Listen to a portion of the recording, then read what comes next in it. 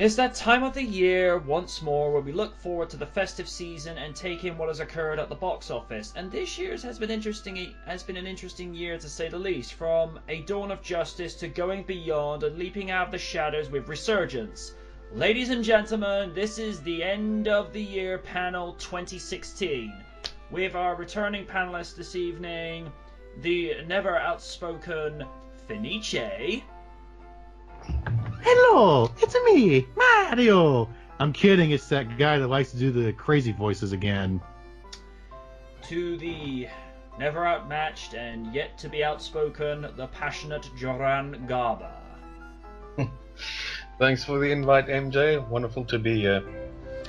And it should be noted, guys, this is actually the 6th end of year panel in a row. Where has the time gone? Alright, we're going to kick things off with a reboot of one of my favourites as a kid. Number 1, The Jungle Book. In a time where reboots happen almost about as much as we go to drink a soda, and with Disney having this fixation with remaking their animated classics into live-action adaptations, it comes as no surprise that The Jungle Book was on the cards to receive this treatment. Now, one would argue, why would this even need a reboot, considering the 1967 classic, of which was the last ever movie that Walt Disney ever worked on before he passed away, is beloved by multiple generations. But despite the questionable decision to remake this, director Jon Favreau, the guy who directed the first Iron Man movie, delivered a fresh story with a great ensemble supporting cast to the only live actor playing Mowgli in Neil Sethi. Ben Kingsley ultimately carried this movie with his performance as Bagheera, Christopher Walken surprising everyone with his role as King Louie, Idris Elba scaring the audience as Shere Khan, while Bill Murray continues to phone in most of his acting gigs these days with his delivery as Baloo. All in all, The Jungle Book 2016 delivers a nice level of nostalgia that pays homage to the original 49 years before, while putting its own spin on the story with also amazing visual effects that make you believe that it was actually in the jungle. Joran, your 2 cents. Well, first of all, I just want to say I really, really enjoyed this movie. It was, I mean, the visual effects look so realistic, and it was awesome. All the actors with their roles, the voice acting and the young lad did an exceptional job. Yeah. My favorite character in the whole movie is Bagheera, the Black Panther. Ben Kingsley owned that role. Yeah. Easily carried this movie on his back.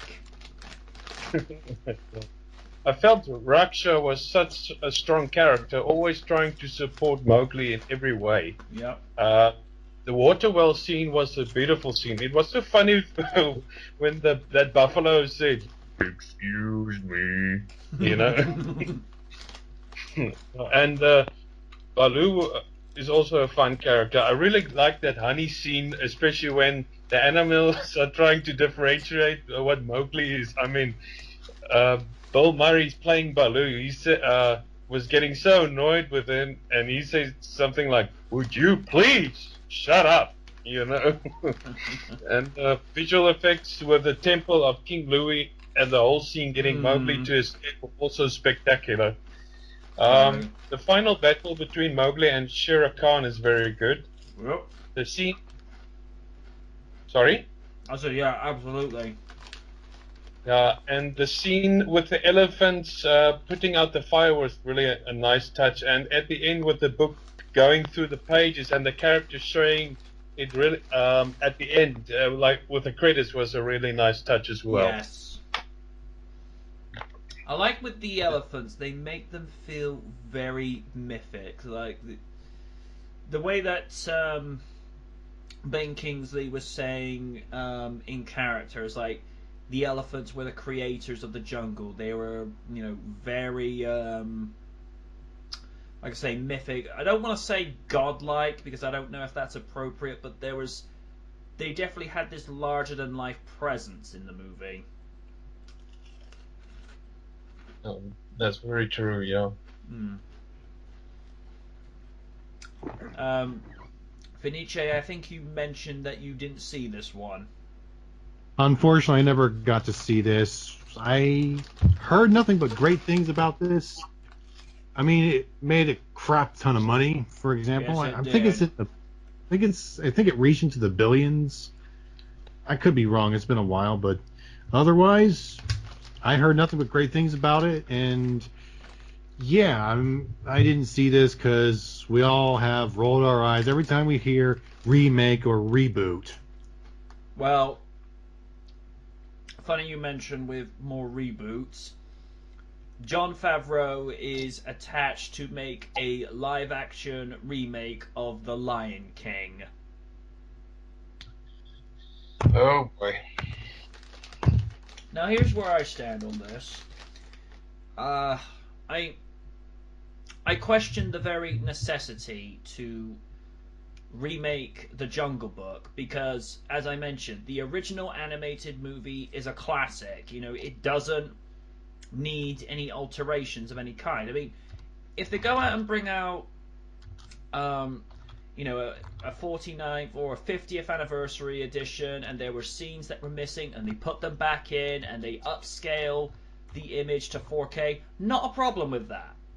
It's when it's taking something that didn't need a reimagining. I mean, we said this last year with Back to the Future's 30th anniversary. Leave that movie alone.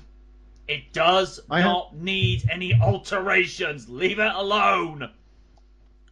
Well, I have heard some good news for you, MJ. I heard that they're never going to do that. Good. But Unfortunately, Ghostbusters didn't.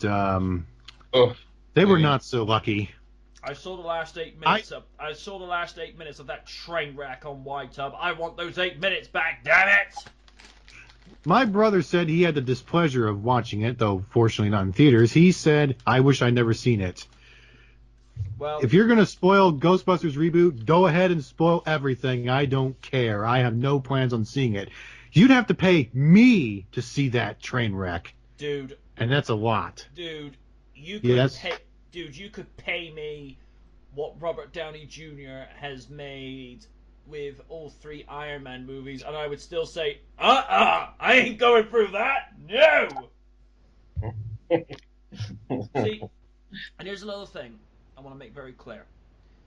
The reason for not wanting to watch it is nothing to do with the gender of the cast. As far as I'm concerned, you could make it an all-male cast again, or make it male and female cast for the Ghostbusters, and I still wouldn't watch it, because if the story is poor, it doesn't matter what gender your cast is. Story is poor, it's going to suffer regardless of what happened. If they had let Ivan Reitman and Dan Aykroyd stay on as the movie's head of creative, guarantee you that movie would have done a lot better. And did you see the amount of pictures people uploaded to Facebook and Twitter of empty theaters? The people spoke in droves. Well, at least that movie tanked. It tanked hard. And funny it thing, tanked hard than Tank Girl. We don't talk about that But movie. Tish. Funny thing, I walked by a couple of electronic stores. They're actually giving this movie away on Blu-ray. I'm like, okay, it's bad enough that you actually made a movie. Now you're trying to practically... It's like, you people can't even give this movie away. It's like, oh, I want this Blu-ray player. It's like, Ghostbusters 2016. No, I'm going to go find this other Blu-ray player. No, I'm not picking that up. No. Wait, they're giving it away for free? Just like that? You're kidding. That is the zero amount of faith that they had in this movie. It's like, people are not buying it on the shelves. Let's give it away free with a Blu-ray player. And people are like, ugh. Well, Sony has officially gone down the toilet. Oh. And unfortunately, I hate to bring this up, but because of what they did and what I heard about about their plans for this movie, and especially what they're going to do with it, along with combining with the reputation, I have lost faith in the Sonic movie. I say let's just wait and see what happens, because with Sonic, with the exception of the 1999 movie by ADV Films, Sonic has never really had a Western movie release. Because all that happened with ADV, it was just dubbed over by... I keep forgetting if it's Nathan or Martin Burke, but... It's the latter. He has It's got Martin. to be one of the worst voice actors for Sonic in I don't know how long. With permission, I would like to do a recreation of Random DC's Martin Burke's Sonic voice. Trying to run away? I will get you. Metal Robotnik. I apologize. I don't remember the line. That's pretty much accurate, dude. I mean, that. Trying to run away? I won't let you, Metal Robotnik. Ugh. I'm all for Cheese Fest, but I'm just looking. I'm like, that's just wrong. The only reprising vocal performances was Edwin Neal as Robotnik and the President, who Edwin Neal was also the live-action actor for Lord Zed in Season 2 of Power Rangers. And the guy who voiced, I think it's Bill Wise, who voiced Knuckles. Those were like the only two, reprising features of the movie. And I'm like, when your supporting characters are better than your lead voice actor, you know you've got a problem. But and of course you get Paul Feig saying, "Oh, we've already won. We don't need to make a sequel to know we've won. Everyone loved this movie." I'm like, in what universe did people love this movie? I know I'm going to anger some people, but the kind of people who like this is, I hope I'm not offending this. I know I'm going to be angering a lot of people, but Sonnets, everyone's going to be offended no matter what. We gotta break the glass ceiling. What glass ceiling? Here's the thing: if you want to break the glass ceiling, get better writers. And here's the thing, and I'm going to say this out for people one last time. If you have an original movie that was already decent, it made a ton of money, even a more ton of money by adjustments for inflation, and has been watched, referenced, and paid homage to in the last 3 decades, you have to ask yourself the question: do we need to actually do anything with this? Because the only real thing they needed to do with Ghostbusters is just give us that one important third movie where... And here's the thing: here's how you could have had the female cast. Have Winston, Ray, and Peter, because I'm thinking by this point, sadly, Egon was gone. We miss him. Have them do one last job, and at the end of the movie, you see the remaining Ghostbusters pass the proton packs to the new generation of Ghostbusters they were training, and then you can continue it, because it's effectively the original cast and the audience passing the torch to the new generation. But no, they seem to think, oh, nobody's going to know what Ghostbusters is. Pardon me? Nobody knows it, because there are people that weren't even born when Ghostbusters, Back to the Future, and Jurassic Park respectively, when those movies came out originally, and you've got fans that were born 2000, 2005. Look at Jurassic Park and Ghostbusters and Back to the Future. It's like, well, these movies are awesome. It's like, why do you want to touch these? We're living in an age of idiots. They better not remake or reboot Jurassic Park. No. They told me they already did with Jurassic World. I'm like, nah, Jurassic World is a sequel. It's not a reboot. It's a sequel. A very good sequel compared to Jurassic Park 3. We do not speak of that movie. What is Jurassic Park 3? That doesn't happen. Very good, Gerard. You're learning well. Jurassic Park 3 never happened. It never existed. See, if an original movie is good, leave it alone. The only time I will bend the rules and say to remake it, if one, The original was terrible beyond recognition, in which case, have at it, see if you can do it better.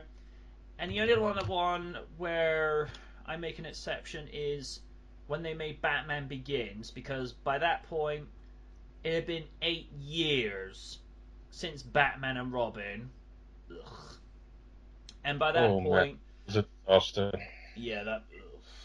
I mean, as a comedy, it succeeds. It's brilliant. But as a serious Batman movie, we're like, yeah, we like to pretend this didn't happen. At that stage, you know, they wanted to go with a completely different direction, and that's where, like I say, I turn a blind eye at that, because after Uma Thurman's version of Poison Ivy, and I love Arnold, I really do, but my gosh, his version of Mr. Freeze was awful. Puns galore. They would have done a better job if they had done a live-action version of the Michael Cera portrayal from Batman the Animated Series, because that was I know there's been some of us in the past that are not too keen on sympathetic movie villains, but with the way that Mr. Freeze's portrayal was done in the animated series, you came to respect that character. He wasn't just lashing out at people just for the sake of. He was, looking out to, for vengeance for what happened to him and his wife. In Batman the Animated Series, they humanized the villains, including the Joker. Which I didn't think was possible. Because if you remember in The Man Who Killed Batman, in the words of Mark Hamill at a Star Wars celebration before Force Awakens was released, he said in these words, Joker loses his reasons to be because a small-time thug has apparently killed Batman. Oh, no. And this is before he reenacted the famous eulogy speech towards the group. You remember? I'll show that later because we don't have enough time. Best to move on. Yeah. Up next, Deadpool. This was a movie that fans had been asking for years. That demand was made greater after the initial performance as Wade Wilson by Ryan Reynolds in X-Men Origins Wolverine, of which was one of the movie's only few good notable highlights. Make of that what you will. Reynolds and Deadpool is like Tony Stark and Robert Downey Jr. The lines are very blurred between reality and fiction. Although, we personally hope that Ryan isn't a comedic murdering mercenary for hire after hours. Ryan just delivers a grade A performance as the titular character that is, to this day, the highest grossing movie in the X-Men franchise that has had people bowling over with laughter and also lampshading most of the cliched tropes in superhero movies, especially with landings. When it's all said and done, Deadpool is a movie you'll watch time after time. Fenice, did you have the pleasure of watching this one? Good news, everyone. I did. Go ahead. First and foremost, let me say one thing.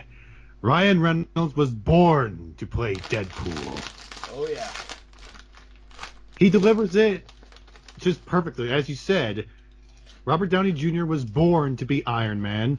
Ryan Reynolds was born to be Deadpool. Mm-hmm.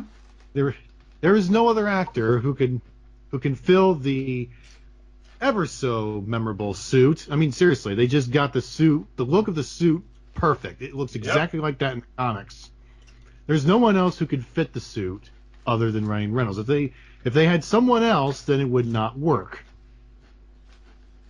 Essentially, like you said, they made fun of all the tropes. They know when to stop and make the audience laugh, but they also know when to be serious and dramatic. And they also know when to kick some bleep. I say bleep because of the kiddies out there. Yep. Unfortunately, this is not a movie for kids, and even though that it's in the X-Men franchise, it is rated R for the reason Merc with a mouth. And of course, and the fourth wall jokes. Just make sure the super suit isn't green or animated. he said it in those exact words, and I am not afraid of saying that. Because, as far as I know, Ryan Reynolds was greatly displeased over that movie, which apparently never happened. I thought Green Lantern movie was okay, but Warner Bros. Were expecting something else from it. It is what it is. Yeah, like I said, if a movie that is close to us is beyond terrible, then we just pretend it never happened. It's just how we are. But I digress. Let us see. Funny thing you mentioned saying this is not a kiddie movie. There was a woman on Twitter earlier this year that launched a campaign to get Deadpool edited or to be reshot so it could be PG-13. I'm like, what? I remember that. I'm like, Merc with a mouth. Hello, he's going to say the F word like 500 times on screen, whether you like it or not. Okay. Here's the thing. There are a handful of characters that... I mean, with someone like Spidey, Hulk, and Batman, you can get them down to PG-13 level, and deliver their performances in a way whereby it pleases everyone. Deadpool, Spawn, or any other characters that shine better in an R-rated environment, you can't bring these characters down to PG level. It just becomes so watered down. And Deadpool, as you say, he shines best when there's no filter. He's just allowed to do as he pleases and gets what he wants done. And if you try getting Deadpool to do like jokes in PG-13, it's like, it's not gonna work. It's just gonna feel so contrived and forced. Deadpool is that character. He needs to be who he is. With the another example, and this was before they got the live action movie done, is when Deadpool showed up in the Hulk versus Wolverine animated movie. If any of you have ever seen that, even in an animated movie, clips of it. Hmm? I have not seen it, but I have seen clips of it. Steve Blum as Wolverine is just awesome. And Fred Tatasciore as Hulk, there's no other voice actor who could voice Hulk. It's Fred Tatasciore or nothing. He's just perfect. It's just like, as you said, Ryan Reynolds is Deadpool. Robert Downey Jr. is Iron Man. Fred Tatasciore is the voice of the Hulk, much like how Mark Hamill is the Joker and Kevin Conroy is the Batman. Small thing, Lou Ferrigno was actually voicing the Hulk a good while before Fred Tatasciore took over, and in all honesty, I think Lou Ferrigno did a decent job. I mean, do you remember the '96 animated series? No, I have never seen it, but now that you mention him, I heard him briefly speak in Avengers 1, Puny God. I have to change my mind. Lou Ferrigno does a really good voice as the Hulk for live action Hulk. It's just I'm preferred to Fred Tatasciore as an animated Hulk, like in the cartoons like Earth's Mightiest Heroes, Avengers Assemble, and so forth. But anyway, also they did do an in-joke for how would you like it if I sew your mouth shut? Ooh, trust me, you do not want to do that. Because I remember seeing a screenshot of his mouth sewed shut. I'm like, oh, the fans are not going to like this. And guess what happened? Yeah. The fans didn't like it. And they are still complaining to this day with good reason. And I'm actually glad they did an in-joke on a lot of things, including, as I said earlier, don't make the super suit green or animated. I like the other one. I think this was just more of a knock at the X-Men. It goes, we're going to take you to see Professor X, and just goes, Stewart or McAvoy. This timeline is so confusing. Oh my gosh.